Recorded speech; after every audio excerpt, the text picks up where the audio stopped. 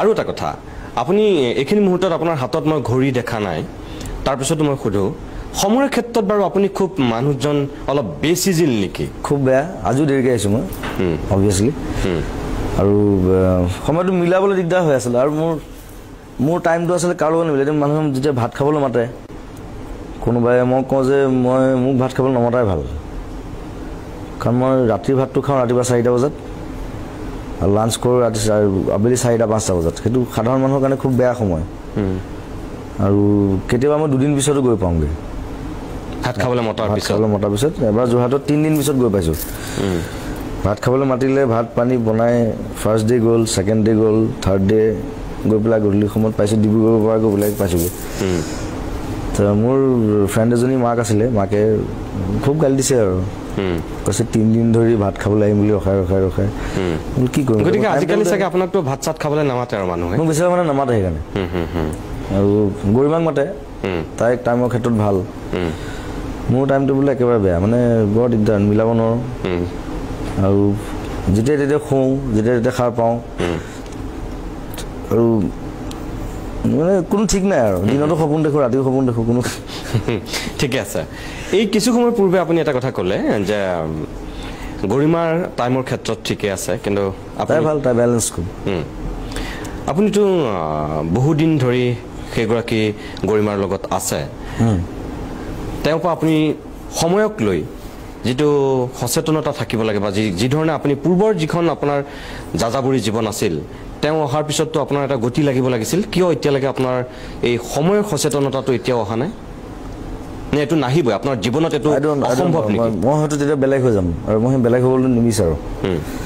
মানে মই যদি বেছি সময়ত চলো মই হয়তো আগৰ সেই জুবিন গাৰ্গটো হেৰুৱাই পেলাম আই থিংক আৰু গৰিমাই বহুত চেষ্টা কৰিছেও ইমান বছৰে কিন্তু মোৰ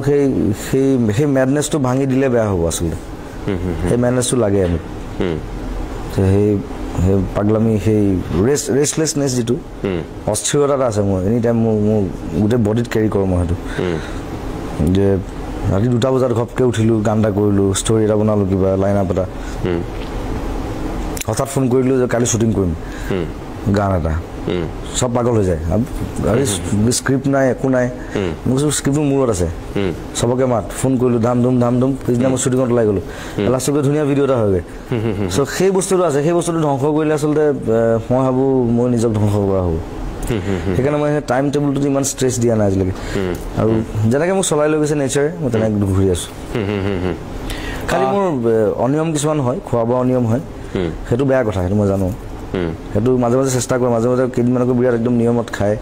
খাই বৈ আকৌ এসপ্তাহ আকৌ অনিয়ম হৈ যায় মই যিমান পৰা চেষ্টা কৰিছোঁ কিন্তু পৰা নাই সেইটো আজিলৈকে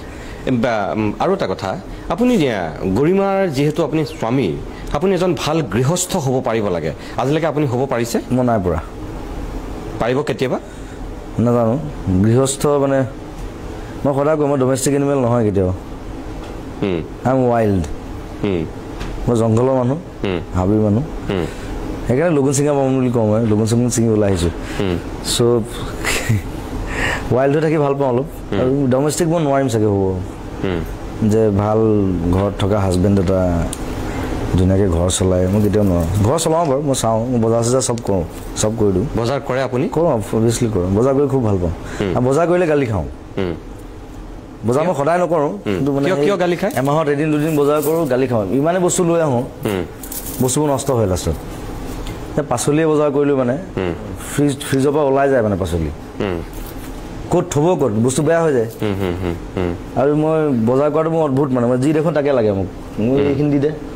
কিমান আছে আলু কিমান আছে ঘি কিমান আছে গোটেইখিনি দে আপোনাৰ মনটো বিৰাট ডাঙৰ মানে যিমান পাৰোঁ গোটেই চাফা কৰি লৈ আহোঁ দোকানখন শেষ হৈ যায় তো সেইকাৰণে ঘৰত গালি খাওঁ আৰু গালি খাই সেইকাৰণে বজাৰটো কম কৰোঁ কিন্তু কৰি খুব ভাল পাওঁ মই মাহেকত 2 দিন কৰোঁ মাজে মাজে